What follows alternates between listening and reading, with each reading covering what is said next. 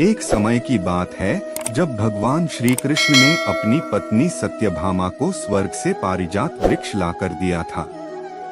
तब सत्यभामा को इस बात का अभिमान हो गया था कि वह सबसे अधिक सुंदर है और भगवान श्री कृष्ण की अति प्रिय रानी है।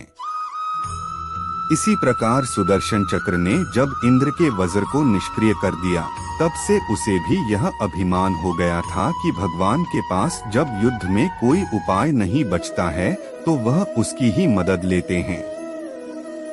इसी तरह भगवान का वाहन गरुड़ जी भी यह समझने लगे कि भगवान मेरे बिना कहीं जा ही नहीं सकते, क्योंकि मेरी गति का कोई भी मुकाबला ही नहीं कर सकता है।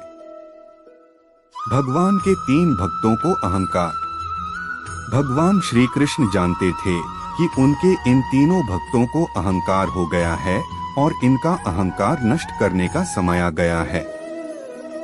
तभी भगवान श्री कृष्ण ने लीला रची हनुमान जी का स्मरण किया। भगवान श्री कृष्ण के स्मरण करते ही हनुमान जी जान गए थे कि उन्हें किस कार्य के लिए स्मरण किया गया है।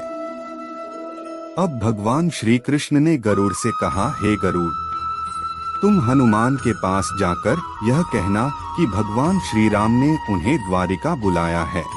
हो सके तो तुम उन्हें अपने साथ ही लेकर आना। भगवान श्री कृष्ण की आज्ञा पाकर गरुड़ जी हनुमान जी को बुलाने चल पड़े।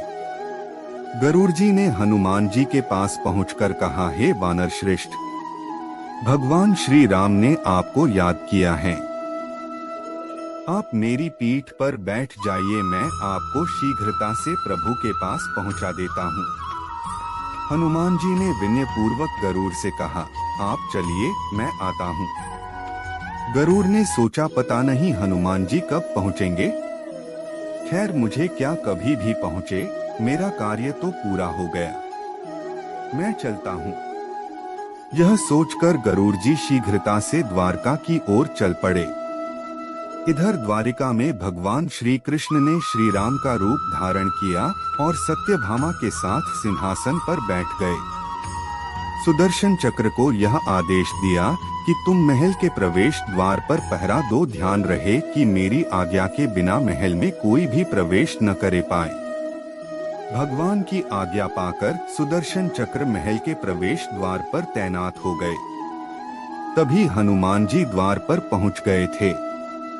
सुदर्शन चक्र ने हनुमान को रोकते हुए ये कहा कि आप बिना आज्ञा के अंदर नहीं जा सकते। हनुमान जी सुदर्शन चक्र को मुंह में रखकर शीघ्रता से अपने प्रभु से मिलने चले गए।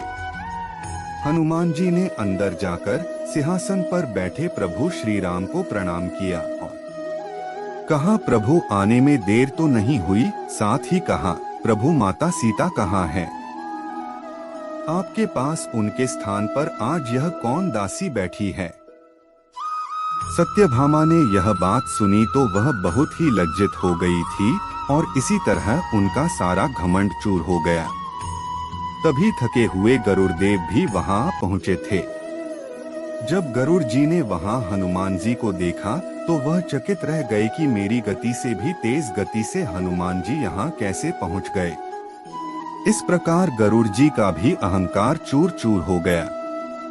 तभी श्री राम ने हनुमान जी से यह पूछा कि हे पवन पुत्र, तुम बिना आज्ञा के महल में कैसे प्रवेश कर गए? क्या तुम्हें किसी ने प्रवेश द्वार पर रोका नहीं था? हनुमान जी ने कहा, मुझे क्षमा करें प्रभु, मैंने सोचा आपके दर्शनों में विलंब होगा, इसलिए इस चक्र से उलझा नहीं, उसे मैंने अपने मुंह में दबा लिया था। यह कहकर हनुमान जी ने मुंह से सुदर्शन चक्र को निकालकर प्रभु के चरणों में रख दिया।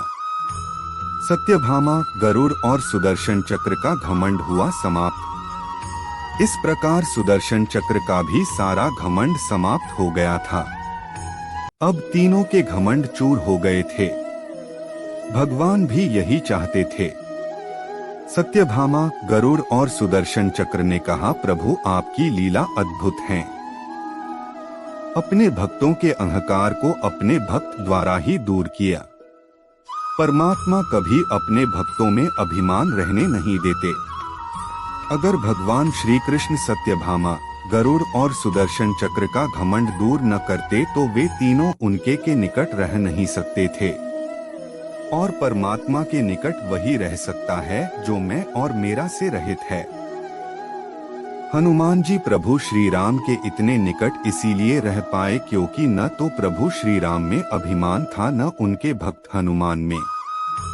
नहीं कभी भगवान श्री राम ने कहा कि मैंने किया है और न ही हनुमान जी ने कहा कि यह मैंने किया है। दोनों एक हो गए, इसलिए दोनों एक हो गए, न अलग थे न अलग रहे। इसीलिए भगवान से जुड़े व्यक्ति में कभी अभिमान हो ही नहीं सकता। मित्रों, आमतौर पर हर किसी को अपने ऊपर अभिमान हो जाता है। ये अहंकार ही इंसान और भगवान से मिलन में सबसे बड़ी बाधा है। इसीलिए मंदिर में सदैव सिर झुकाकर आने का नियम बनाया गया है, ताकि हम अपने अहंकार को जान सके, क्योंकि भक्ति मार्ग का सबसे पहला कदम है अहम और अभिमान रहित जीवन। अगर आपको यह वीडियो अच्छी लगी हो तो इसे फेसबुक पर जरूर शेयर करें और लाइक करें। इसी तरह के हमारे नए नए वीडियो देखने के लिए चैनल को सब्सक्राइब करें, घंटी दबाएं।